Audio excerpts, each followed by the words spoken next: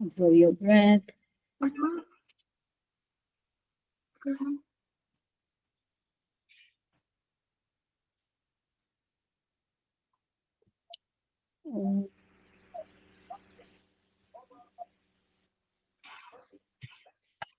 सहना भवतु सहनौ भुनक्तु सह वीर्यं करवावहै तेजस्विनावधीतमस्तु मा विद्विषावहै। ॐ शान्ति शान्तिः। ॐ शुक्रुभ्यो नमः।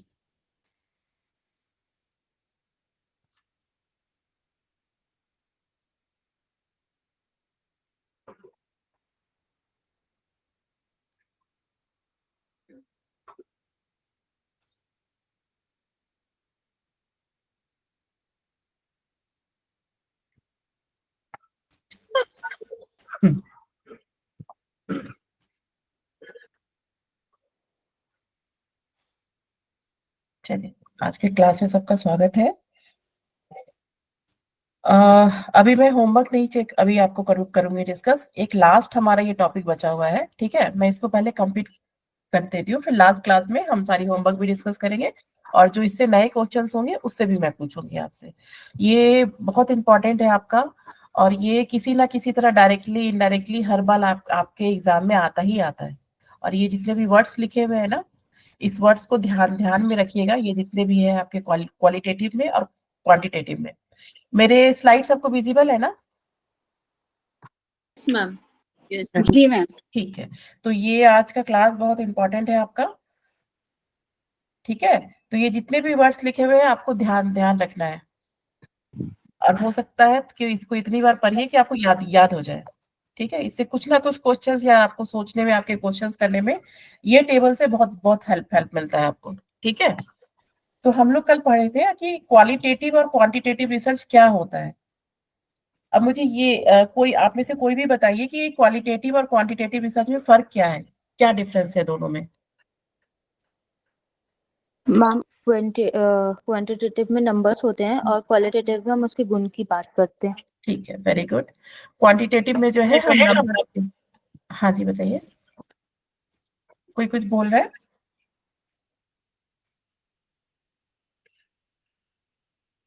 क्वालिटेटिव और क्वांटिटेटिव में और भी फर्क बताई थी मैं, और क्या क्या होता है। एक तो नंबर्स हो गया, और एक जो है आपका मतलब हम उनके गुण के बारे में बात करते हैं। और क्या दोनों में डिफरेंस है?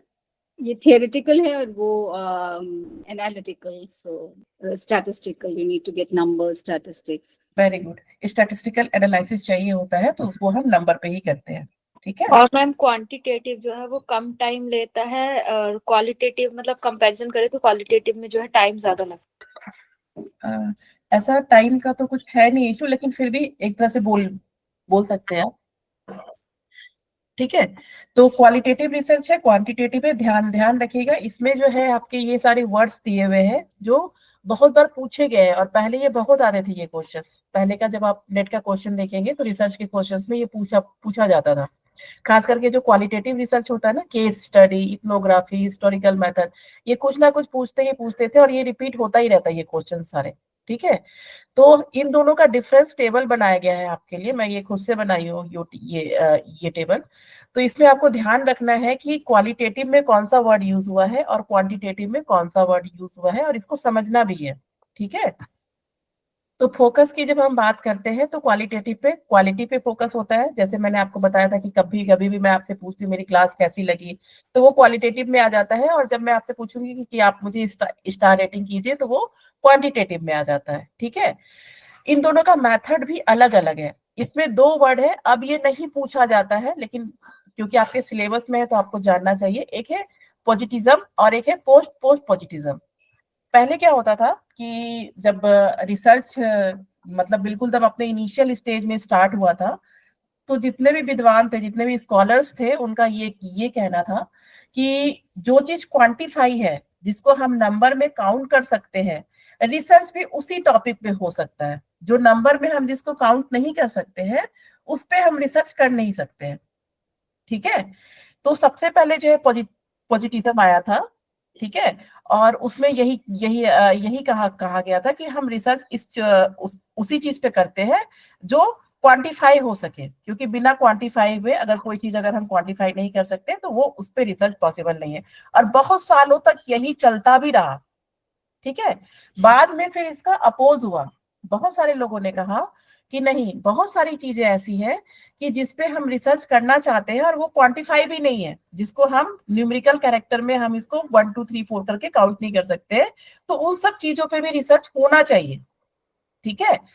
फिर आया उस समय पोस्ट पॉजिटिज्म।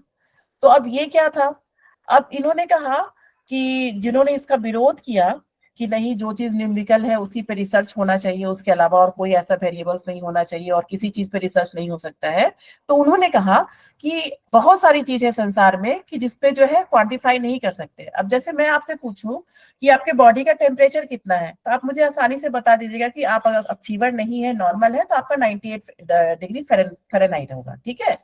लेकिन अगर मैं आपसे पूछूं कि आप कितने खुश हैं, तो क्या आप बता सकते हैं मुझे? ये मैं आपसे पूछूं कि आज आज आज कितने खुश हैं, आज कितने हैप्पी हैं आप, how much happy you are, तो इसका कोई आंसर है आपके पास?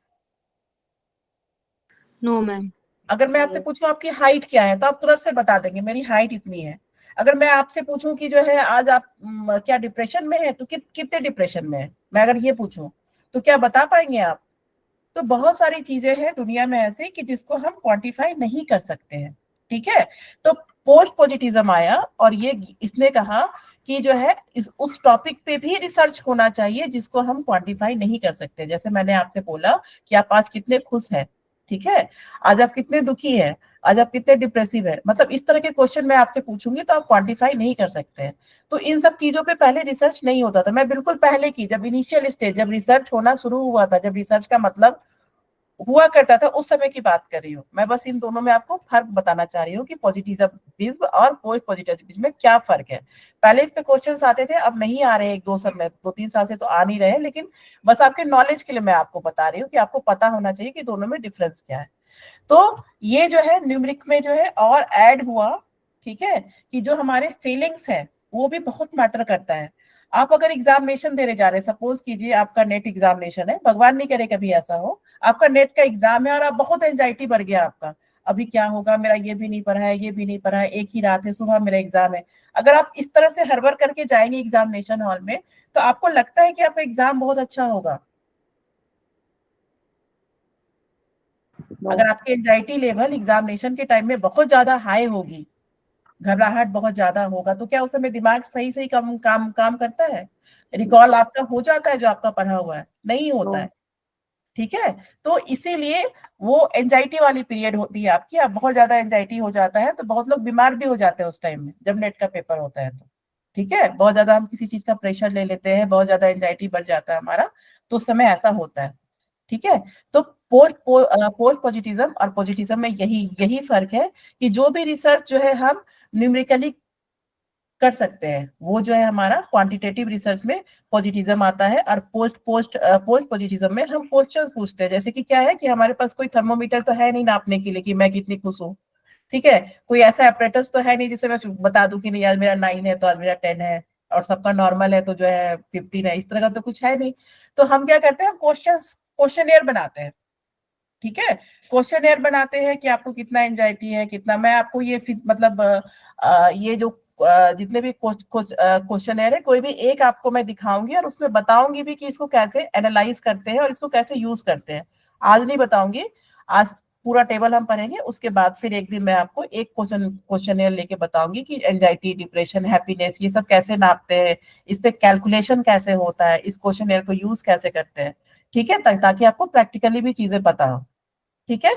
तो ये दोनों में बस इतना ही फर्क है। फिर बाद में जो है जब पोस्ट पॉजिटिज्म आया, तो फिर ये जो है मतलब फिर हमारे जितने भी वेरिएबल्स हैं, साइकोलॉजिकल वेरिएबल जितने भी हैं, उन सब पे काम होना शुरू हो गया। आपके दुखी के ऊपर, आपके खुश कितने हैं, आप डिप्रेसिव कितने हैं, आप एंजाइटी कितने हैं, तो ये जो है सारा जो है हमारा क्या होता है, ये क्वेश्चनेयर पूछ के होता है, न्यूमेरिकल कैरेक्टर में नहीं होता है। इसमें कोई कोई क्वेश्चन पूछते हैं, जैसे कोई आदमी डिप्रेशन में है तो वो बहुत ज्यादा खाने लगता है या बहुत कम खाता है, ठीक है, मतलब जो जो उसके फीचर्स है ना, उस फीचर्स को उस क्वेश्चनेयर में डाला जाता है, उसके बाद उसको क्वांटिफाई किया जाता है। वो मैं आपको दिखा दूंगी किसी दिन क्लास में मैं रहूंगी, तो फिर मैं आपको दिखा दूंगी कि इसको कैसे कैलकुलेट करते हैं और क्या क्या इससे रिलेटेड क्वेश्चंस पूछते हैं। ठीक है, तो सारे स्केल्स अवेलेबल है, आपके खुशी के भी है, डिप्रेशन के भी है, एंजाइटी के भी है, हर चीज का जो है स्केल है हमारे पास। ठीक है, तो यही फर्क है दोनों में। बाकी एक्सपेरिमेंटल रिसर्च हो गया,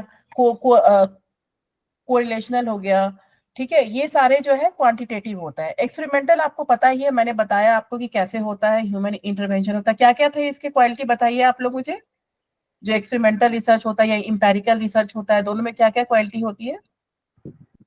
Here we form the groups. एक कंट्रोल ग्रुप होता है, एक्सपेरिमेंटल ग्रुप होता है। ठीक है, और Field इंटरवेंशन होता है, हम डिफरेंट डिफरेंट स्केल्स यूज करते हैं, क्वेश्चनेयर्स यूज करते हैं, है ना। हम लोग योगा के स्टूडेंट है, तो मैं आपको योगा के हिसाब से ही पढ़ा रही हूँ, ठीक है ना। फिर उसके बाद जो है बहुत सारी चीजें होती है, बहुत सारा स्टैटिस्टिकल एनालिसिस होता है, उसके बाद जाकर के हम एक डिसीजन लेते हैं, फिर एक कंक्लूजन पे पहुंचते हैं, है ना।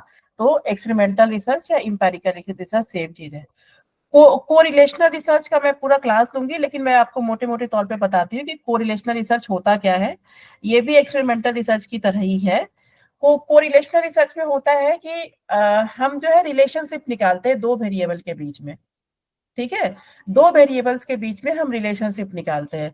जैसे कि मान लीजिए हम छोटा सा एग्जांपल लेते हैं। हम छोटा सा एग्जांपल लेते हैं कि जो लोग स्मोकिंग करते हैं उनको कैंसर का खतरा ज्यादा रहता है। ठीक है, लंग्स कैंसर का खतरा ज्यादा रहता है। जो लोग स्मोकर्स होते हैं उनको लंग्स कैंसर का खतरा, मतलब स्मोकिंग और कैंसर में एक रिलेशन है। ठीक है, मैं ऐसा रिसर्च करना चाहती हूँ कि जो लोग स्मोकिंग ज्यादा करते हैं उनको लंग्स कैंसर का खतरा ज्यादा रहता है। एज ए रिसर्चर मुझे ऐसा फील हुआ कि ऐसा है। ठीक है, मैं अपना रिसर्च स्टार्ट की, मैं हॉस्पिटल गई, वहां का डेटा कलेक्ट की, और उनके जो पेशेंट का डेटा था, उनके डेटा में मैंने देखा कि जितने भी लोग लंग्स कैंसर से मतलब ये थे, जिनको भी लंग्स कैंसर था, उसमें 80% लोग जो है स्मोकर थे, वो बहुत ज्यादा सिगरेट पीते थे।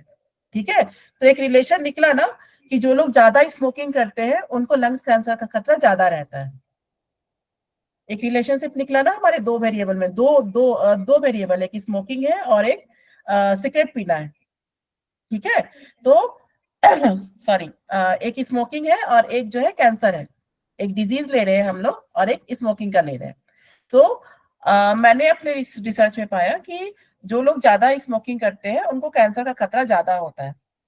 ठीक है, तो एक रिलेशनशिप क्रिएट हुआ कि जो स्मोकर्स है उनको कैंसर का खतरा ज्यादा है, तो एक पॉजिटिव रिलेशनशिप क्रिएट हुआ कि स्मोकिंग में और कैंसर में रिलेशन है, लंग्स कैंसर में और स्मोकिंग में जो है रिलेशन है। रिलेशन क्या है? पॉजिटिव रिलेशन है कि जो ज्यादा सिगरेट पिएगा उसको लंग्स कैंसर होता है। ठीक है, तो कोरिलेशनल रिसर्च में हम रिलेशनशिप निकालते हैं दो वेरिएबल के बीच में। ठीक है, जब भी दो वेरिएबल के बीच में एक रिलेशनशिप निकलता है तो उसको कोरिलेशनल रिसर्च बोलते हैं। जब भी वेरिएबल्स के बीच में, जैसे कि एक्सपेरिमेंटल रिसर्च में क्या है कि हमने भ्रामरी प्राणायाम दिया, फिर हमने देखा कि उसका ब्रेन वेव्स कैसा है, या हमने मेडिटेशन दिया, तो इसमें बस हम ये फाइंड करते हैं कि योगा का असर हुआ कि नहीं हुआ, है ना, इफेक्ट देखते हैं उसका।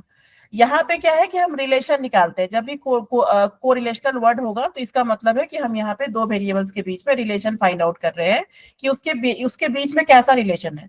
चाहे तो रिलेशन होगा तो उसको पॉजिटिव रिलेशन बोलेंगे, चाहे तो रिलेशन नहीं होगा, ठीक है, तो उसको नेगेटिव रिलेशन बोलेंगे।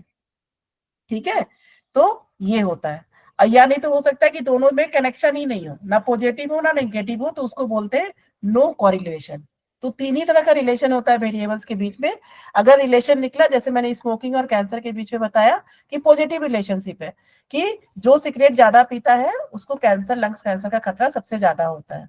ठीक है, उसी तरह एक नेगेटिव कोरिलेशन भी होता है कि दोनों में कोई कोरिलेशन, मुझे अगर डेटा से ये पता चलता है कि जितने लोग को कैंसर, जितने लोग को लंग्स कैंसर है, उन लोगों में से मैक्सिमम, मतलब मुझे ऐसा पता चलता कि 80% ने स्मोकिंग किया ही नहीं था फिर भी उनको कैंसर हो गया, तो मेरा यहाँ पे निगेटिव कोरिलेशन हो जाता। और नो नो कोरिलेशन होता है मतलब कि दोनों में से दोनों वेरिएबल का कोई तालमेल ही नहीं है। ठीक है, तो 3 तरह का जब भी हम वेरिएबल्स के बीच में रिलेशन निकालते हैं तो उसको हम कोरिलेशन बोलते हैं। तो ये भी जो है हमारा क्वांटिटेटिव रिसर्च ही है। ठीक है, तो क्वांटिटेटिव रिसर्च में क्या क्या आ गया आपका? पहला क्या है? पॉजिटिव, ठीक है, दूसरा? एक्सपेरिमेंटल, ठीक है, तीसरा? कोरिलेशन। कोरिलेशन। ठीक है, तो ये जो है आपका क्वांटिटेटिव रिसर्च में आ गया। इधर क्वालिटेटिव रिसर्च में होता है केस स्टडी, इथनोग्राफी, हिस्टोरिकल। ये हम लोग को पूरा एक क्लास चाहिए इसको पढ़ने के लिए। मैं आपको मोटे मोटे तौर पे बता देती हूँ एक्चुअली ये होता क्या है। ठीक है, अगर अच्छा आप मुझे ये बताइए, इतने सारे जो रिसर्च यहाँ पे लिखे हुए हैं इसको करते कैसे होंगे? अगर ये क्वालिटेटिव रिसर्च है तो इनका मेथड क्या होता होगा?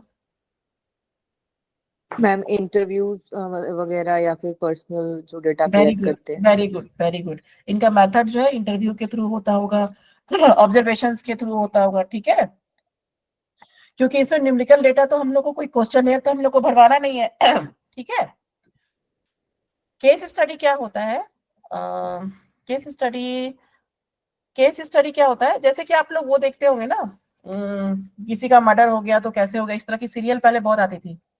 क्या क्या नाम था सीरियल्स का? CID, हाँ, सीआईडी, क्राइम पेट्रोल। सीआईडी। हाँ, अब आप ये केस स्टडी बिल्कुल आप सीआईडी की तरह समझिए कि उसमें क्या है कि केस स्टडी हम किसी एक चीज का कोई एक रिसर्च बिल्कुल इन डेप्थ रिसर्च करते हैं।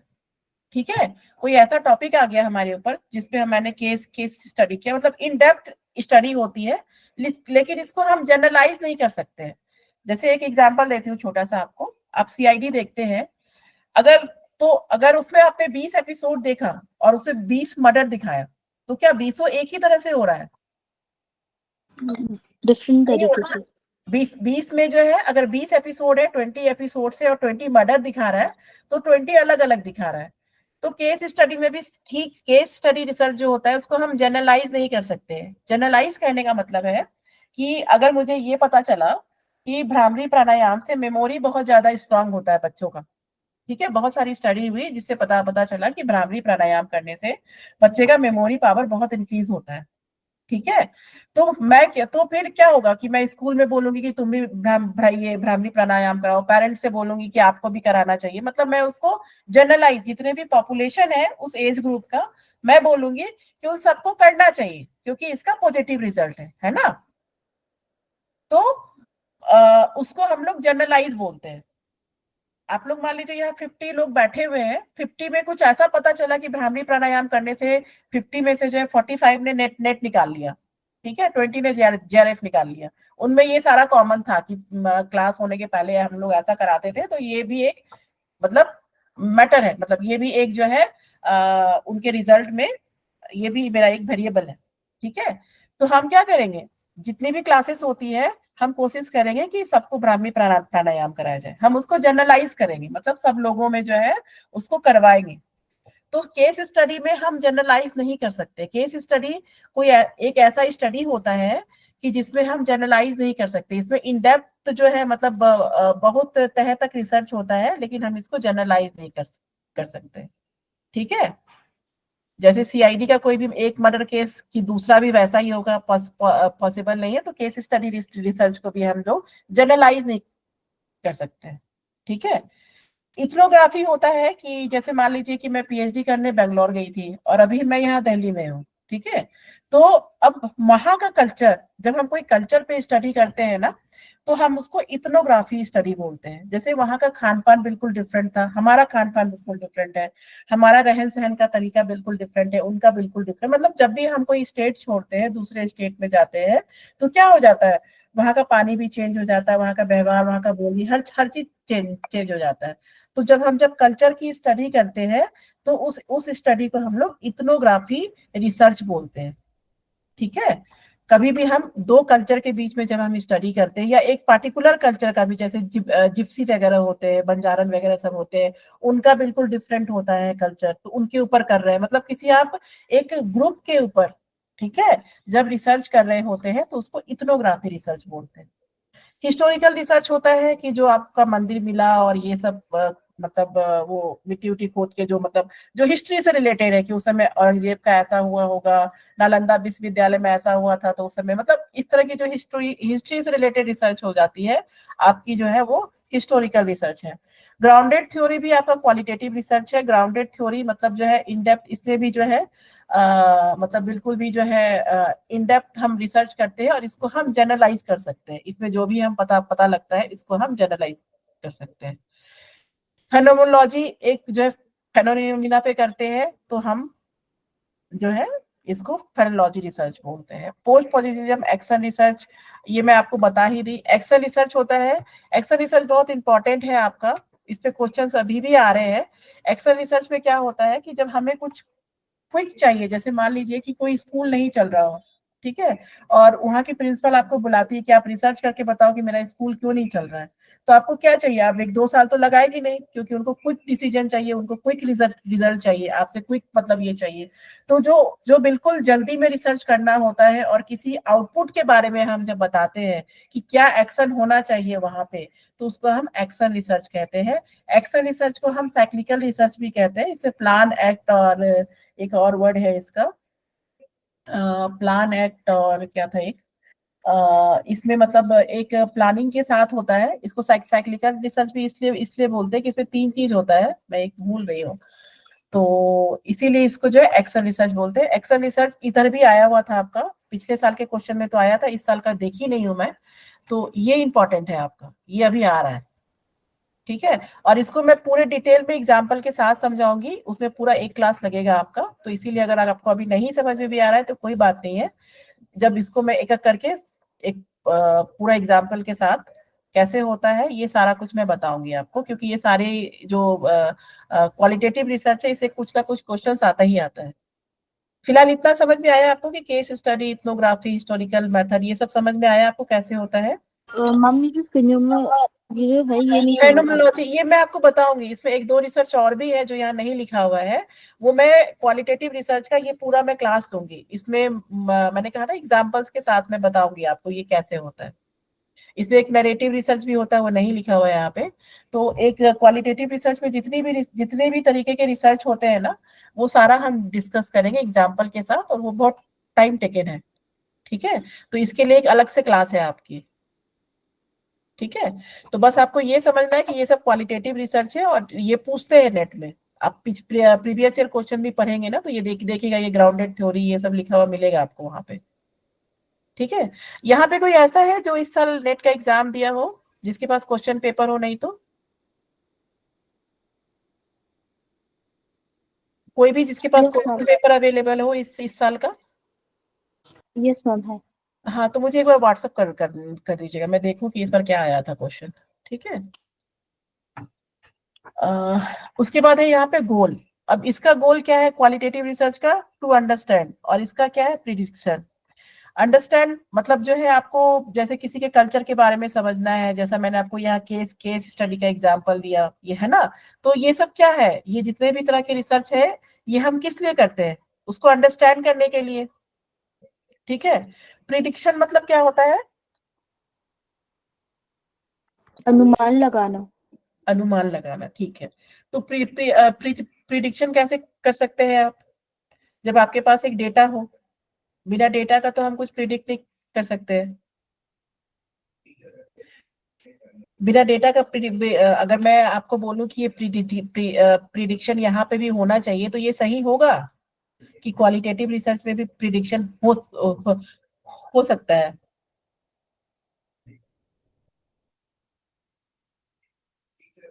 प्रिडिक्शन जब भी होगा तो हम कुछ देख के प्रिडिक्शन करते हैं, है ना, कि जब हमारे पास कुछ डेटा होना चाहिए, कुछ होना चाहिए हमारे पास डेटा, तभी हम प्रिडिक्ट कर सकते हैं। तो इस डेटा के बेसिस पे हम करते हैं, तो इसीलिए इसका गोल जो है यहाँ पे प्रिडिक्शन लिखा हुआ है।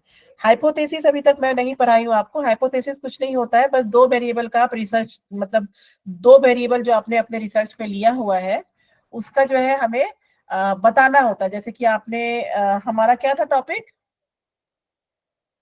हमारा टॉपिक क्या था? Ma'am arthritis. अर्थराइटिस का क्या था उसमें? इफेक्ट ऑफ योगा और अर्थराइटिस। तो उसका हाइपोथेसिस क्या होगा कि क्या योगा अर्थराइटिस पे काम करेगा, ठीक है। तो तो उसमें बस हम जो है ना, बस एक ये हाइपोथेसिस पढ़ाना है मुझे आपको, तो बस इतना जान लीजिए कि जब भी हम कोई एक्सपेरिमेंटल रिसर्च करते हैं या क्वांटिटेटिव रिसर्च करते हैं तो उसमें हमें हाइपोथेसिस लिखना होता है।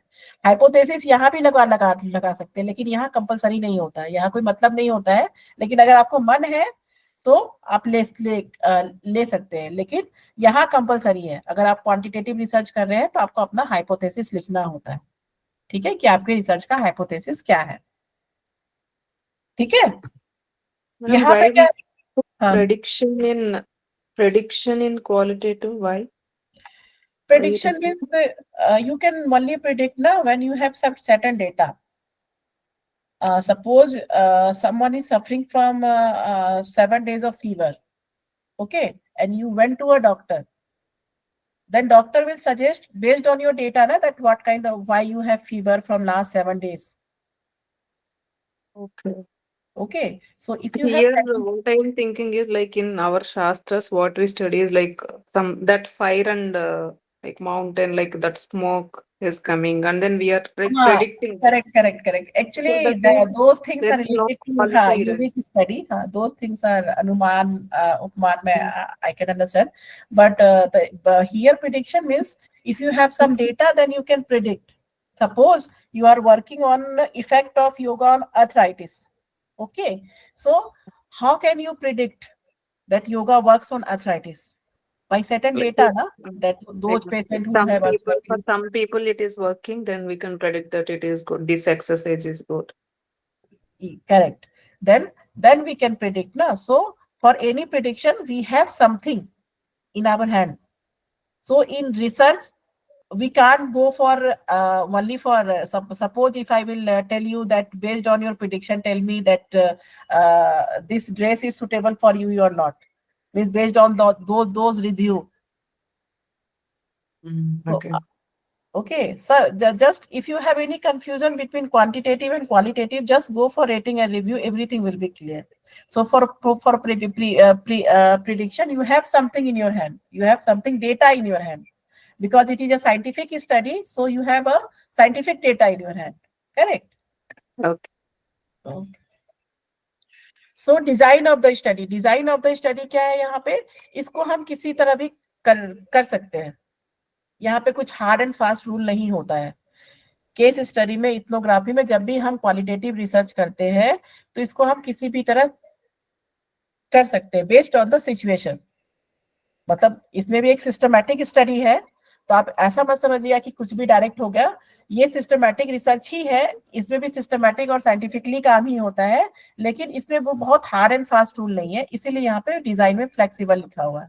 बहुत सारी चीजें, अब जैसे मान लीजिए कि मैं कोई सर्वे ही कर रही हूँ, मैं एक छोटा सा एग्जाम्पल लेती हूँ सर्वे का, ठीक है. अब मैं सर्वे कर रही हूँ, मेरे लिए पॉसिबल नहीं है कि मैं लोगों के पास जाऊं, उनसे इंटरव्यू लूं, तो मैंने फोन ही किया और मैंने उनसे इंटरव्यू ले लिया, ठीक है, या मैं अपना गूगल मीट ही खोली या मैंने इंटरव्यू ले लिया. तो यहाँ पे कुछ हार्ड एंड फास्ट रूल नहीं होता है, ठीक है, लेकिन यहाँ पे स्ट्रक्चर्ड होता है. स्ट्रक्चर्ड क्यों होगा? यहाँ पे स्ट्रक्चर्ड भी है और प्री डिटरमाइंड भी है. क्यों होगा स्ट्रक्चर्ड? मैम किसी भी यदि हम क्वालिटेटिव क्वांटिटेटिव कर रहे हैं तो हम यदि डाटा ढंग से नहीं लेंगे, स्ट्रक्चर नहीं करेंगे तो हमारा जो रिजल्ट है वो सही नहीं आएगा. ठीक है, अच्छा है, गुड है. और इसमें मैम हमें क्वेश्चनायर बनाना होता है, हम्म तो फिर क्वेश्चनायर बनाएंगे तो वो भी स्ट्रक्चर बेस्ड ही होगा. अगर उसमें भी ऊपर नीचे करेंगे तो देखिए, आपको क्वेश्चनर बनाना नहीं होता है, ऑलरेडी क्वेश्चनर होता है. जैसे कि रिसर्च में जब हाँ, इसमें आपको क्वेश्चन नहीं बनाना है, ठीक है. क्वेश्चन आपको हो सकता है यहाँ बनाना पड़े क्वालिटेटिव रिसर्च में, ठीक है, लेकिन यहाँ पे आपको जो है बना बनाया मतलब वैलिडेटेड क्वेश्चनर मिलता है आपको, और उसमें प्रॉपर, जैसे मैंने आपको पहले क्लास में बताया था ना कि जितने भी क्वालिटेटिव रिसर्च हो या क्वांटिटेटिव, लास्ट में जाके वो क्वांटिटेटिव ही होते हैं, लेकिन हमारे पूछने का तरीका अलग अलग होता है. तो यहाँ पे स्ट्रक्चर इसलिए लिखा हुआ है क्योंकि जो भी आप क्वेश्चनर यूज करते हैं या जो भी आप बायोमार्कर यूज करते हैं, एक उसको स्ट्रक्चर्ड वे में नहीं अगर आप लेंगे ठीक है, स्ट्रक्चर डेटा नहीं करेंगे। आपको पहले से पता होना चाहिए कि आपको ब्लड सैंपल लेना है, आपको थर्मोमीटर का इस्तेमाल करना है, आपको वेट मशीन का इस्तेमाल करना है, मतलब यहाँ पे हर चीज प्रॉपर होता है, तो इसीलिए इसको स्ट्रक्चर और प्री डिटरमाइंड बोलते हैं। ठीक है, अब है सैंपल। तो अब इसमें सैंपल साइज की बात है, तो इसमें क्या है, स्मॉल सैंपल है, इसमें लार्ज और रैंडम लिखा हुआ है। तो इसमें क्या होता है हमारा, जैसे case study, ethnography, historical method, इन सब में क्या होता है कि हमें बहुत ज्यादा, ऐसे तो देखिए जितना बड़ा सैंपल साइज हो रिसर्च उतना सॉलिड होता है आपका, लेकिन क्वालिटेटिव रिसर्च जब हम करते हैं तो हम लोग भी अपने स्टडी में जैसे 5-6 बच्चे से पूछ लिए, हाँ तुम्हें कैसा लगा योगा करके, तुम्हें क्या क्या चेंजेस आया, क्या फील किए तुम, पेरेंट्स से भी पूछ लिए कुछ क्वेश्चन, हमने टीचर से भी पूछ लिया, तो इसमें सैंपल साइज थोड़ा स्मॉल सैंपल साइज ही होता है। ठीक है, अगर हम सैंपल की बात करें तो क्वालिटेटिव रिसर्च में स्मॉल सैंपल साइज होता है, और इसमें जो है लार्ज सैंपल साइज, ऐसे तो बोला जाता है कि 35 सैंपल्स, मतलब ये कोई स्टैंडर्ड नहीं है, लेकिन कहते हैं कि बहुत सारे सैंपल जब हम लेते हैं तो इतना अच्छा माना जाता है। और इस पे भी डिपेंड करता है कि आपका रिसर्च टॉपिक क्या है। ठीक है, तो जब क्वांटिटेटिव स्टडी हम करते हैं तो इसमें लार्ज और रैंडम में बता दूंगी आपको क्या होता है। रैंडम का मतलब होता है कि जैसे 2 ग्रुप बनता है ना, जैसे क्रिकेट का भी अगर दो ग्रुप है, 2 कंट्री का ग्रुप है, तो उसमें क्या होता है कि 2 बैट्समैन होंगे, 2 जो है उधर भी जो है 2 बहुत अच्छे बैट्समैन होंगे, 2 बहुत अच्छे बॉलर होंगे, 2 बहुत अच्छे कैच करने वाले, मतलब दोनों के बीच में, जो दोनों ग्रुप के बीच में हर चीज एक जैसा होता है ना। जब क्रिकेट प्लेयर, ऐसा नहीं होता है कि एक के पास जो है मतलब 5 जो है उन्होंने जो है बैट्समैन बहुत अच्छा रखा हुआ है और एक के पास एक ही बैट्समैन है, ऐसा नहीं होता है ना। दोनों टीम के बीच में जो डिस्ट्रीब्यूशन होता है वो इक्वल होता है। उसी तरह जो है रैंडम का मतलब होता है कि हम जब जो 2 ग्रुप बना रहे हैं, कंट्रोल ग्रुप और योगा ग्रुप, उसमें भी जो है बराबर का डिस्ट्रीब्यूशन हो। ऐसा नहीं हो कि एक में एज ग्रुप हमने जो है 13 से 16 साल डाल दिया और एक में हम 16 से 20 साल पे कर रहे हैं। हर चीज बराबर होना चाहिए दोनों ग्रुप में, कंट्रोल ग्रुप में और योगा ग्रुप में। उसी को हम रैंडमाइजेशन या रैंडम बोलते हैं। ठीक है, ये भी एक प्रोसेस के थ्रू होता है, ये भी अभी हम पढ़ेंगे। ठीक है, बस रैंडम का मतलब ये समझिए कि 2 ग्रुप जब आप बनाते हैं, योगा ग्रुप, एक्सपेरिमेंटल ग्रुप और कंट्रोल ग्रुप जिसको बोलते हैं, दोनों में जो है एक जैसा होना चाहिए। Both group distribution should be equal. ठीक है, ठीक है। डेटा कलेक्शन का मेथड है इसमें इंटरव्यू, ऑब्जर्वेशन, आर्टिफैक्ट्स, और इसमें क्वेश्चनियर, स्केल, बायोमार्कर टेस्ट, वही जो बायोमार्कर हो गया या टेस्ट हो गया, जो भी हो गया। ठीक है, तो ये डेटा कलेक्शन का अगर मैं बात करूं तो इसमें क्वेश्चनियर, स्केल, टेस्ट है, और इसमें इंटरव्यू, ऑब्जर्वेशन और आर्टिफैक्ट्स है। ठीक है, एनालिसिस है इंडक्टिव और डिडक्टिव। इंडक्टिव और डिडक्टिव किसी को पता हो यहाँ पे, इंडक्टिव क्या होता है और डिडक्टिव क्या होता है? किसी को भी? रीजनिंग में भी आपने पढ़ा होगा इंडक्टिव रीजनिंग, डिडक्टिव रीजनिंग।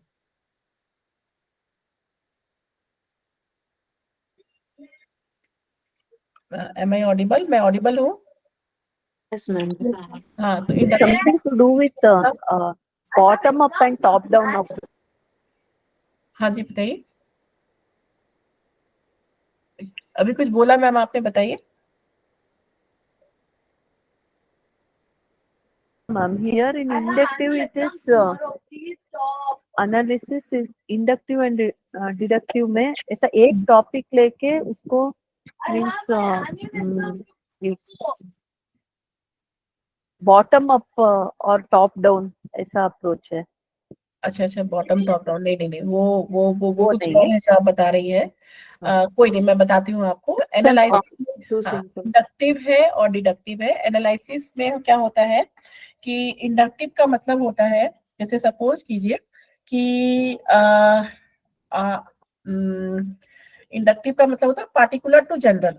ठीक है, तो मैं इसको ऐसे याद रखती हूँ। आई से इंडक्टिव होता है और पीजी, आई के साथ आईपीजी।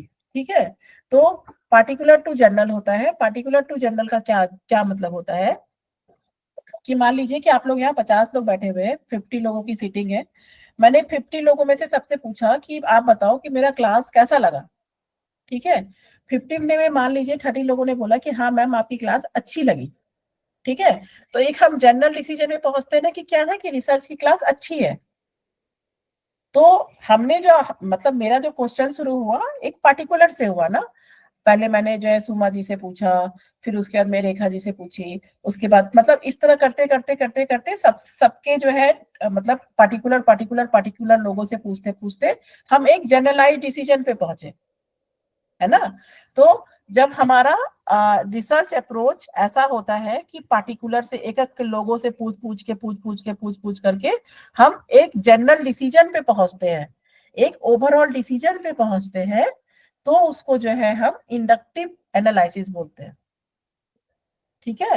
जैसे आप लोग सब लोग यहाँ बैठे हुए हैं, आप लोगों ने जो है यहाँ आने से पहले आपने R&D किया होगा कि भैया ये जो क्लास हम करने आए हैं यहाँ पे टीचर्स कैसे हैं, यहाँ से कितने नेट निकले, कितने JRF निकले हैं। तो आपको एक जनरल बात पता चली होगी कि नहीं यहाँ पे MDY की जो क्लास है वो अच्छी है, यहाँ से बहुत लोग नेट और JRF निकाले हैं, है ना। तो आपने बहुत लोगों से मतलब 10 लोगों से बात की, पार्टिकुलर पार्टिकुलर पार्टिकुलर लोगों से जो है आपने मीन्स आपने जो है डिसीजन मतलब उनको बताया, और फिर उन्होंने फिर आपको सजेस्ट किया कि नहीं ये अच्छा है, आपको यहाँ पे ज्वाइन कर सकते हैं, ठीक है। तो उसमें क्या हुआ कि आपने पार्टिकुलर लोगों से बात करके एक जनरल डिसीजन बनाया, ठीक है। यानी तो आप इसको ऐसे भी समझ सकते हैं कि आपको जो नेट का एग्जामिनेशन देना है, ठीक है, अचानक से तो मन में नहीं आया होगा आपके नेट एग्जामिनेशन में, आपने बहुत पार्टिकुलर लोगों से मतलब बहुत सारे लोगों से मिल करके फिर अपने लिए एक लाइफ में आपने ये डिसीजन लिया कि नहीं अभी हमने MA कर रही हूँ या कर रहा हूँ और मुझे जो है नेट का एग्जामिनेशन देना है। तो इंडक्टिव एनालिसिस में हमेशा हम जो डेटा कलेक्ट करते हैं वो पार्टिकुलर पार्टिकुलर पार्टिकुलर लोगों से मतलब नया 10 लोगों से हमने लिया, और उसके बाद फिर एक जनरलाइज डिसीजन पे पहुंचते हैं कि हाँ ये डिसीजन अब मेरा हो गया।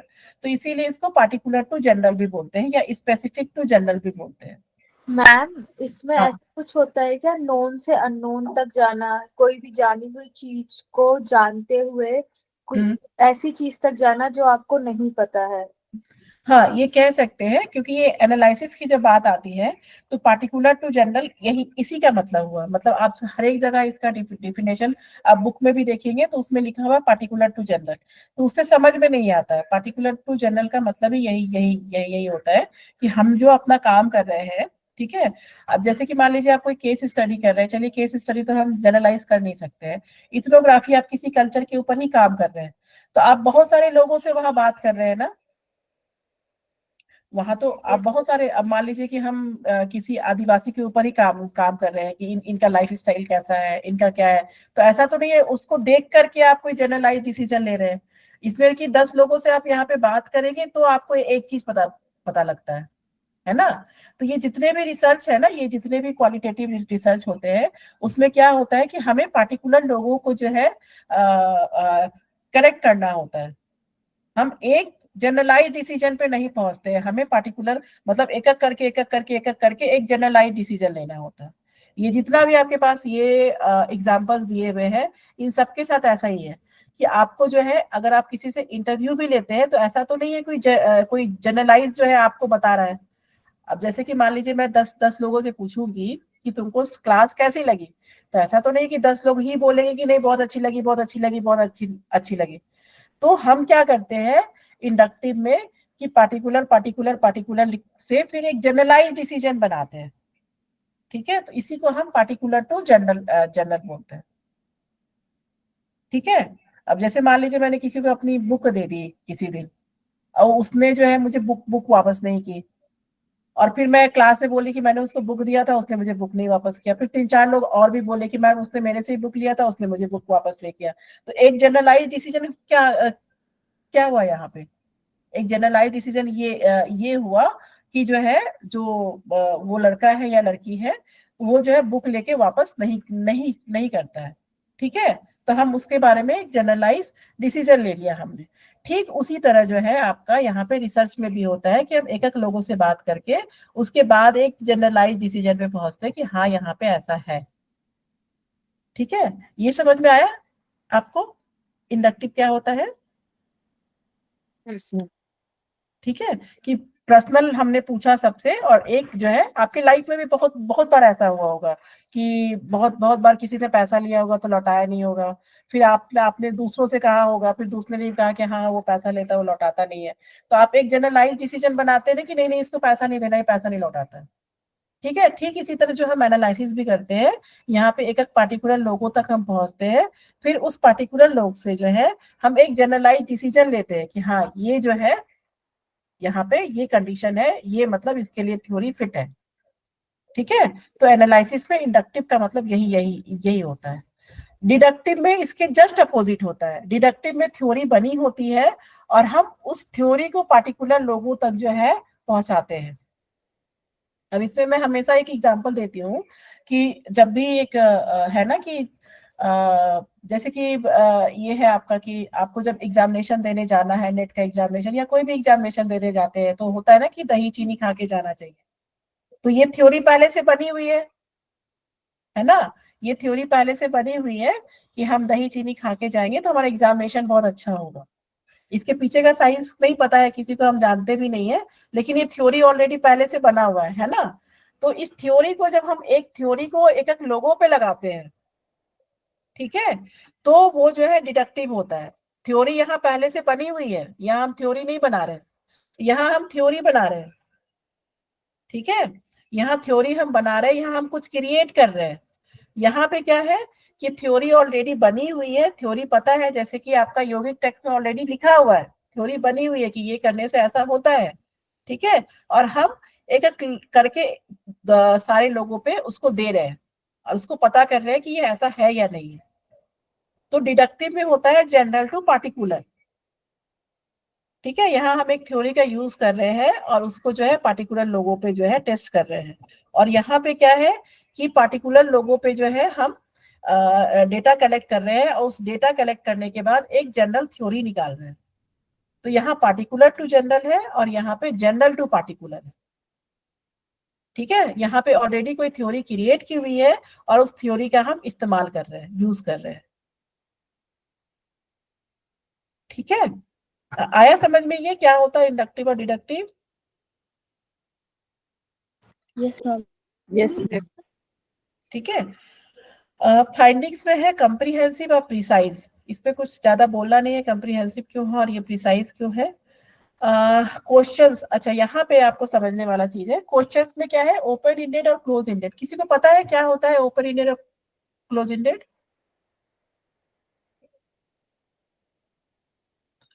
किसी को भी? Ma'am open ended is like कि हमने उसमें ऑप्शंस दे रखे हैं और वो अपने अकॉर्डिंग, अपने ओपिनियन के अकॉर्डिंग वो चूज करके इस क्वेश्चन का आंसर देगा। And close ended is like कि हम, जैसे कि हम किसी का इंटरव्यू लेने जाते हैं तो हम पहले से ही वो क्वेश्चंस को सेट रखते हैं, वो आगे वाला उसमें कुछ चेंज नहीं कर सकता, उसको एक लिमिटेड वे में आंसर देना पड़ेगा, उसके पास ऑप्शंस नहीं होंगे। ठीक है, ठीक है। इसमें क्या है, हम फिर से अपने ही पुराने एग्जाम्पल पे जाते हैं, रिव्यू का। ठीक है, आपको जब रिव्यू देते हैं तो आपको क्या लिखा रहता है, कोई टिक तो नहीं करना होता है आपको, यस नो ओके इस तरह का तो कुछ टिक नहीं करना होता, good night, good better best, कुछ टिक तो नहीं करना होता, आपके मन में जो आता है आप लिख करके दे देते हैं। जब हम किसी चीज के बारे में, जब हम ऑनलाइन शॉपिंग करते हैं या अपना रिव्यू देते हैं किसी को, तो हम क्या होते हैं, हम फ्री टू राइट, मतलब हम लिखने के लिए बिल्कुल फ्री होते हैं। ठीक है, मुझे नहीं अच्छा लगा तो नहीं अच्छा लगा। ठीक है, तो ओपन इंडेड क्वेश्चनर्स होता है कि जिसमें आपको आपका अपना ओपिनियन लिखने का मौका लगता है, कि आपको जो आपका जो भी ओपिनियन है किसी चीज के लिए, जब आप उसको लिखते हैं तो वो ओपन इंडेड क्वेश्चनर्स होता है। ठीक है, क्लोज इंडेड क्वेश्चनर होता है कि इसमें आपको ऑप्शंस रहता है, गुड बेटर बेस्ट, इसमें आपको टिक करना होता है। ठीक है, आप एग्री है, डिसएग्री है, आप यस है, नो है, ठीक है, गुड है, बेटर है, बेस्ट है, मतलब इसमें आपको जो है ऑप्शंस मिलता है और उस पर आपको टिक करना होता है। लेकिन ओपन इंडेड में आपको कोई ऑप्शन नहीं रहता है, आपके मन में जो बात होती है वो आप उसको लिख के देते हैं। तो क्वालिटेटिव रिसर्च भी तो हम ऐसे ही करते हैं ना। अब आप किसी का इथनोग्राफी, कहीं पे भी कोई कल्चर पता करने जाइएगा, कोई केस स्टडी कीजिएगा, तो हर चीज तो आप लिख के ही पता कर रहे हैं, है ना। लेकिन क्योंकि यहाँ पे हमें एक डेटा क्रिएट, एक न्यूमेरिकल डेटा क्रिएट करना होता है, तो यहाँ पे क्लोज एंडेड क्वेश्चनियर का इस्तेमाल करते हैं। ठीक है, यहाँ पे एक डेटा क्रिएट करना होता है, तो यस, नो, फिर एग्री, डिसएग्री, स्ट्रांगली एग्री, इस तरह करके जो है लिकेट स्केल हम लोग कहते हैं उसको रिसर्च में, लिकेट स्केल। तो लिकेट स्केल में क्या होता है, क्लोज एंडेड में जो है यहाँ पे हमें कोई ऑप्शन नहीं मिलता है लिखने का, यहाँ हमें टिक करने का ऑप्शन मिलता है। ठीक है, और यहाँ पे हम लोग को कोई ऑप्शन नहीं मिलता है ओपन एंडेड में, यहाँ पे हम लोग को लिख के देना होता है। बस इतना ही फर्क है दोनों के क्वेश्चंस में। अगर आप क्वालिटेटिव रिसर्च में क्वेश्चंस यूज करते हैं और क्वांटिटेटिव रिसर्च में भी क्वेश्चनियर यूज करते हैं, तो दोनों के क्वेश्चनियर में फर्क इतना है कि आपको जो है, एक जो है यहाँ पे आपको पूरा आपको आजादी मिलता है कि आपको जो मन है उसमें वहां पे लिखिए, जैसा भी आपको फील हुआ है उसको लिख के दीजिए। लेकिन यहाँ पे जो है आपको टिक मार्क करना होता है। ठीक है, यहाँ पे आपको ये हाँ, लिकेट स्केल क्या होता है ma'am? Something you told Likert scale होता है कि आप, ये जो है आपका, जैसे मान लीजिए कि लिकेट स्केल जो है, अब जैसे कि आप कितने हैप्पी हैं, ठीक है, अभी मैंने आपको बताया ना कि उसमें जो है आपको क्वेश्चन पूछा जाता है। ठीक है, मैं आपको कल ही दिखा दूंगी, तो ये सब आपका पूरा खत्म हो जाएगा। तो लिकेट स्केल क्या होता है, किसी भी चीज को नापने का तरीका। जैसे मान लीजिए कि एंजाइटी की ही बात करें, मुझे एंजाइटी नापना है किसी का, तो उसमें जो है लिकेट स्केल में कि उसमें आपको ना क्वेश्चंस दिए होंगे, ठीक है, और आपको जो है ऑप्शंस भी दिए होंगे, और उस ऑप्शंस पे आपको टिक करना होता है। तो उसमें लिकेट स्केल में उसमें दिया होता है, लाइक किया, डिसलाइक किया, वेरी मच लाइक किया, वेरी मच डिसलाइक किया, इस तरह के ऑप्शंस दिए होते हैं और आपको उसको सिर्फ टिक करना होता है। ठीक है, और ओपन एंडेड में ऐसा नहीं है। ओपन एंडेड में आप कुछ भी लिख सकते हैं। अगर जैसे मैंने आपको क्वेश्चन दे दूं कि आप बताइए मेरा आज का क्लास कैसा लगा, तो आपको जो है, आपने मुझे जो है लिख के दिया कि हाँ मैम आज का क्लास ऐसा था। अब क्लोज एंडेड में क्या होगा, मैं आपको दूंगी कि आज का क्लास आपको गुड लगा, बेटर लगा, बेस्ट लगा, तो आप टिक करेंगे किसी एक ऑप्शन पे, आपको लिखने की यहाँ पे नहीं मिलेगी आपको ये। तो यहाँ के जो क्वांटिटेटिव क्वेश्चनियर्स होते हैं, इस रिसर्च के जो क्वेश्चनियर होते हैं, ये क्लोज एंडेड है और ये ओपन एंडेड है। समझ में आया क्या होता है आपका क्लोज एंडेड और ओपन एंडेड? मैं आपको कल इसका दिखा दूंगी। आज थोड़ा टाइम तो है ऐसे हमारे पास, लेकिन क्वेश्चंस भी करने हैं, तो कल मैं आपको क्वेश्चनियर दिखाऊंगी कि क्वालिटेटिव रिसर्च और क्वांटिटेटिव रिसर्च के क्वेश्चनियर क्या होते हैं। ये आपको जो है ना, ये मैं प्रैक्टिकली ही दिखा दूंगी। तो लास्ट टाइम का क्वेश्चन जो रिसर्च पे आपने दिया था ना, हाँ, वो हम लोगों ने, means I have done this that, shall we take up that 5 questions what you had given? What type of research? at the beginning of the class I told you na that I will take all the questions homework in the my class. Okay. After finishing this I will take your questions then. Fine. Anyone have any doubt? किसी को कोई doubt हो इसमें? कोई भी doubt हो आपको? वो टेस्ट हाइपोथेसिस एक बार बता दीजिए। टेस्ट हाइपोथेसिस जो है, इसमें क्या होता है कि ये देखिए, जब भी हम एक्सपेरिमेंटल रिसर्च करते हैं ना, तो हमें अपना एक हाइपोथेसिस बनाना होता है। हाइपोथेसिस में भी 2 हाइपोथेसिस है आपके, अल्टरनेटिव हाइपोथेसिस और नल हाइपोथेसिस। ठीक है, तो हमें एक हाइपोथेसिस, जैसे कि हमारा टॉपिक है ना effect of yoga on arthritis, तो आपका हाइपोथेसिस होगा 2 वेरिएबल्स के बीच में जो है ना रिलेशन आपको लिखना होता है कि हमारा जो योगा मॉड्यूल है या जो हम योगा देंगे पेशेंट को, वो जो है अर्थराइटिस ठीक करेगा। मतलब हम एक टेंटेटिव स्टेटमेंट, पहले से एक स्टेटमेंट हमें सोच के रखना होता है अपने रिसर्च के लिए। जब आप एक्सपेरिमेंटल रिसर्च करते हैं तो एक रिसर्च आपको पहले से अपने दिमाग में क्वेश्चन रखना होता है कि हमारा जो योगा मॉड्यूल है, जो भी आप अर्थराइटिस के लिए बना रहे हैं या जो भी आप अर्थराइटिस के लिए जो भी उनको देंगे, मेरा योगा मॉड्यूल मेरे अर्थराइटिस के पेशेंट के ऊपर काम करेगा। ठीक है, और दूसरा जो हम नल हाइपोथेसिस बनाएंगे, उस पे होगा कि मेरा योगा मॉड्यूल अर्थराइटिस पे काम नहीं करेगा। ठीक है, तो 2 हाइपोथेसिस बनाते हैं और इसी हाइपोथेसिस को हम टेस्ट करते हैं। ठीक है, जो हम स्टैटिस्टिकल एनालिसिस लगाते हैं वो नल हाइपोथेसिस पे लगाते हैं, और इसी हाइपोथेसिस को ही लास्ट में हम टेस्ट करते हैं, और फिर टेस्ट करके जो है हम कंक्लूजन निकालते हैं, फाइंडिंग्स निकालते हैं अपने रिसर्च की, कि मेरा अल्टरनेटिव हाइपोथेसिस, जो हमने हाइपोथेसिस की मेरा योगा मॉड्यूल काम करेगा अर्थराइटिस के पेशेंट पे, या योगा काम करेगा अर्थराइटिस पे, उसको हम करेक्ट करते हैं और रिजेक्ट करते हैं।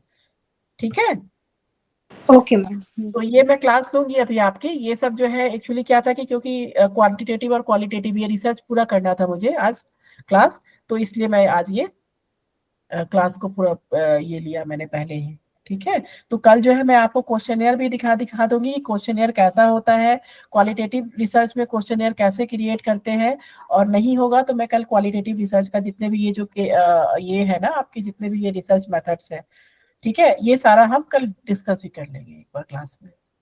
ठीक है, It's on Monday, right? Na? Monday. हाँ, next it's on Monday. Tomorrow I will Yeah. Not take your class, now I will tomorrow, take your next class holiday. On Monday. Yeah.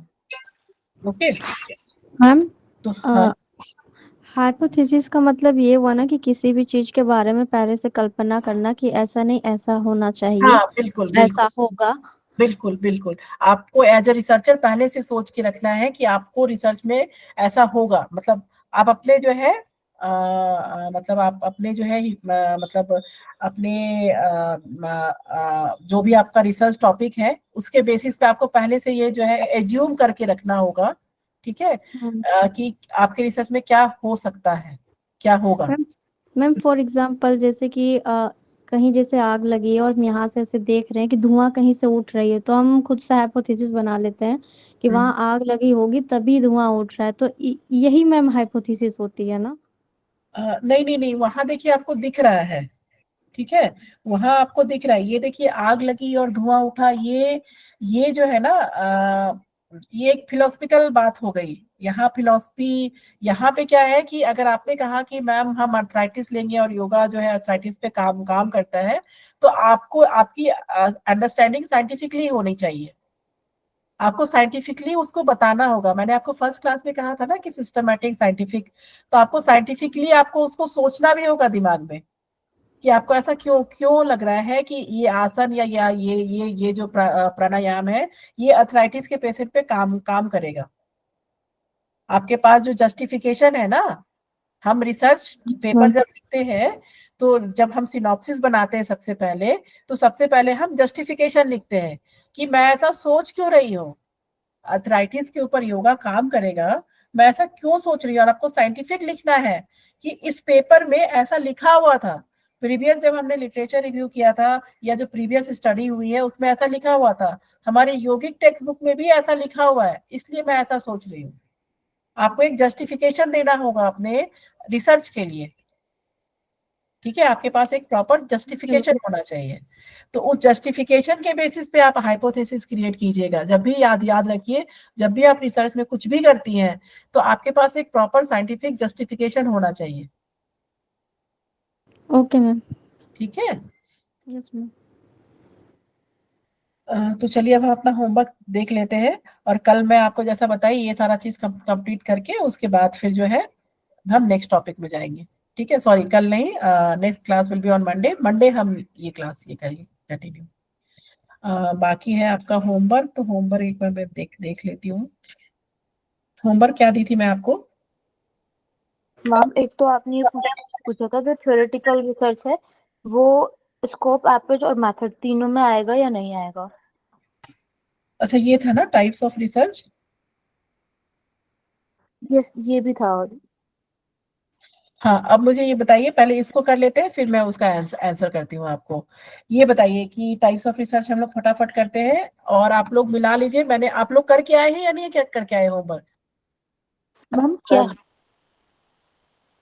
Homework करके आए हैं या नहीं करके आए हैं? करके आए हैं। करके आए, वेरी गुड। होमवर्क करिए, क्योंकि क्या है कि रिसर्च क्लास फास्ट जब जाती है तो उसके बाद फिर आपको कुछ समझ में नहीं आएगा अगर क्लासेस में आप कंटिन्यू नहीं रहेंगे तो। ठीक है, मैंने पहले ही कहा है कि ये प्रैक्टिकल सब्जेक्ट है तो एक भी क्लास मिस मत कीजिए, और अगर मिस हो भी जाता है तो होमवर्क वगैरह और रिकॉर्डिंग देख के आइए फिर। ठीक है, मिस नहीं करना है क्लास, मेरे कहने का मतलब है। तो सबसे पहला है हमारा to investigate nature of mind empirically, ये किसका किसका सही हुआ है? इसमें I have written mixed. Mixed. Yeah, To investigate nature of mind. Actually, this title is not the investigation to investigate nature of mind empirically. empirical means Empirically quantitative. Experimental है, इसमें तो किसी को कोई डाउट नहीं है. कोई भी ऐसा हो कि एक्सपेरिमेंटल, कोई डाउट नहीं है. इसमें लिखा हुआ है बेसिक. तो बेसिक में क्या था, इसमें लिखा है कि इन्वेस्टिगेट कर रहा है ना ये. ऑलरेडी एग्जिस्टिंग जो है वो यूज कर रहे हैं इसे. To investigate nature of mind empirically. तो जब भी हम कोई इम्पेरिकल चीज कर रहे होते हैं, ठीक है, ऐसे इसमें जो है बेसिक और अप्लाइड दोनों हो सकता है. जरूरी नहीं है कि इसमें बेसिक ही हो, लेकिन यहाँ पे आंसर में आपका बेसिक लिखा हुआ है. ठीक है मैम फिर तो सिर्फ अप्लाइड ऐसे अप्लाइड. हाँ, अगर हम बेसिक और अप्लाइड लगाए तो बेसिक का ही ज्यादा चांसेस है यहाँ 90% का, तो इसलिए यहाँ बेसिक लिखा हुआ है. ठीक है, अप्लाइड में कुछ ऐसा लिखा नहीं है कि जो इन्होंने क्या यूज किया है या क्या है, ये पूरा कंप्लीटली लिखा नहीं है यहाँ पे. Actually question is not that clear. हाँ, that the thing I am telling you कि इसमें कुछ ऐसा मतलब हम अप्लाइड लिखे, इसके लिए यहाँ पे कुछ भी कोई वर्ड या कोई कीवर्ड नहीं है यहाँ पे जो ये आपको बताए कि this is a applied research. Ma'am I have written mixed. Okay, based on what you know the method like qualitative and quantitative. Understand. Nature of mind is qualitative. You study the nature of the mind. There are several qualities of the mind. वो psychology के ऊपर या means there are certain traits. Ma'am शायद remove हो गई है Suma ji class से. Oh, is it? No, I was just wanting to ask her कि why this is wrong. Mixed, why can't it be? The question is not that clear. That's why. Mixed में ma'am ने जैसे कल बताया था, जो mixed है वो सिर्फ मेथड में होगा, स्कोप और अप्रोच वाले में मिक्स्ड कहीं नहीं है, तो इसीलिए शायद. Okay. ये क्वालिटेटिव भी तो हो सकता है ना, अगर हम माइंड का नेचर जानने के लिए एक्सपीरियंस तो लेंगे ना. हाँ, लेकिन they have thought given और emotions. empirically, so it is quantitative. It has to be quantized. Empirical means value based. So I thought it is combination of both. Qualitative, one is to investigate the nature of mind. So you investigate, okay, nature of the mind can be theoretical. So that's what, why it is not. I wanted to ask it the other way.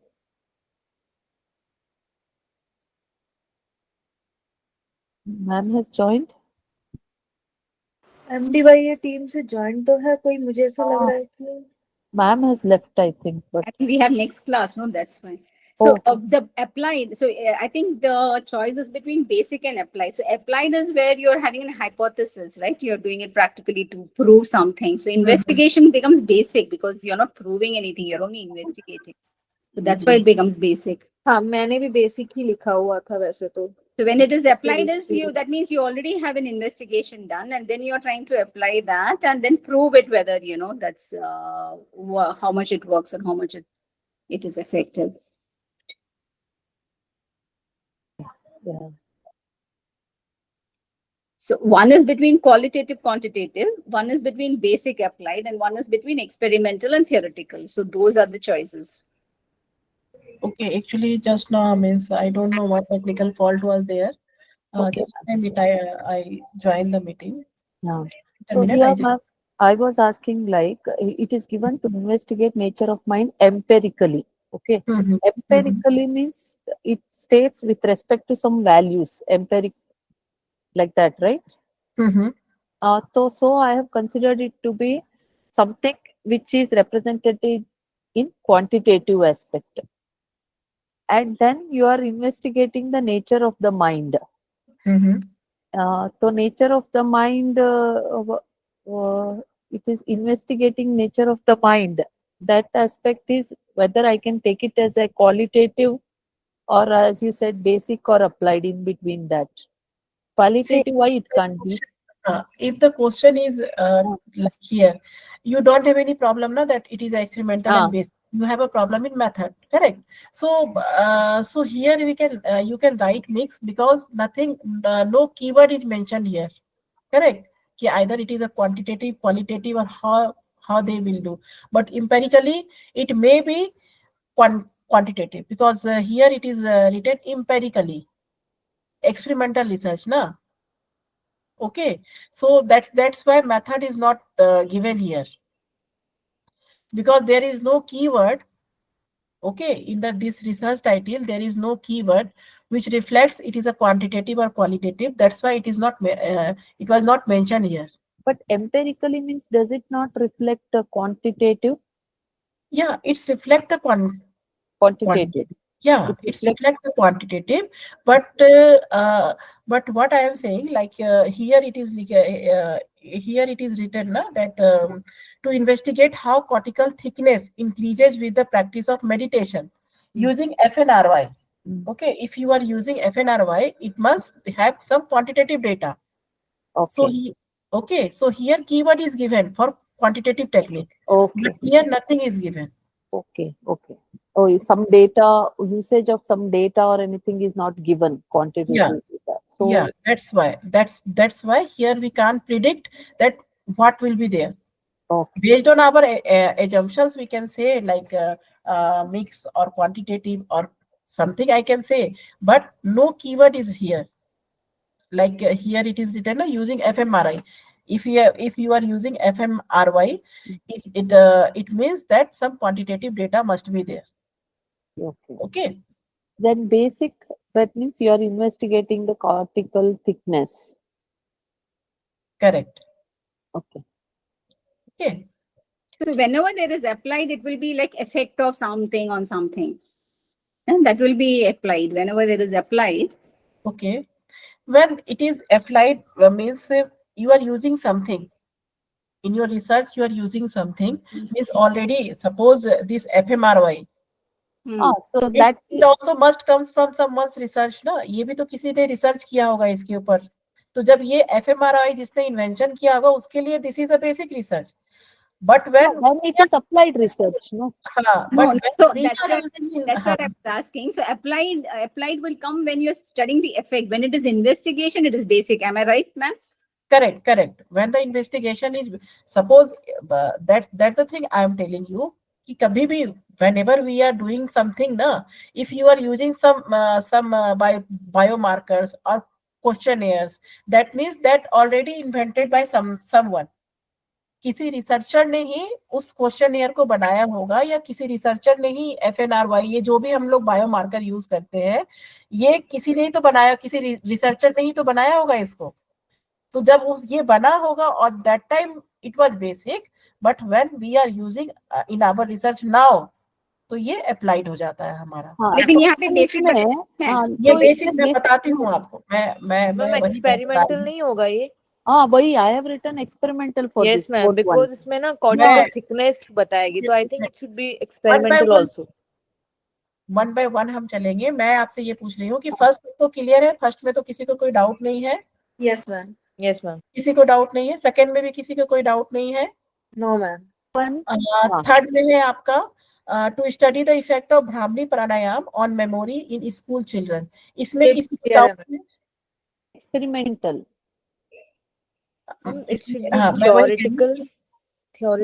Third में किसी को doubt है? Third के इसमें किसी को doubt हो, जो इसमें जैसे अप्लाइड और एक्सपेरिमेंटल लिखा हुआ है ना, इसमें किसी को कोई डाउट है? No ma'am. किसी को कोई डाउट नहीं? कोई भी हो, एक्चुअली मुझे आपका स्क्रीन दिख नहीं रहा है क्योंकि मैम इसमें जो स्कूल, इसमें थियोरेटिकल नहीं होगा, बिकॉज इसमें स्कूल चिल्ड्रंस की मेमोरी पर है, तो ये कैसे पता करेंगे जब तक उनका हम वो देखेंगे नहीं, उनका क्या परफॉर्मेंस है, तो ये थियोरेटिकल नहीं होना चाहिए.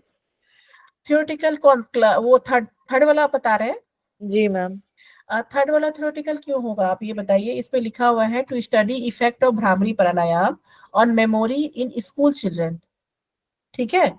अब जैसे कि आपका टॉपिक है effect of yoga on arthritis patient. ठीक है. तो effect of yoga on arthritis patient, इसमें जो है भ्रामरी प्राणायाम का इफेक्ट है on memory of school children. तो यहाँ बिना बायोमार्कर का यूज किया हुआ वो कैसे कर सकते हैं, बताइए. अगर आपको ये क्या योगिक टेक्स्ट बुक से मिलेगा ये वाला चीज, ये टॉपिक? हम थ्योरेटिकल रिसर्च कब कहते हैं? जब आप कोई टेक्स्ट में कुछ रिसर्च कर रहे होते हैं, या फिर नॉन लिविंग की.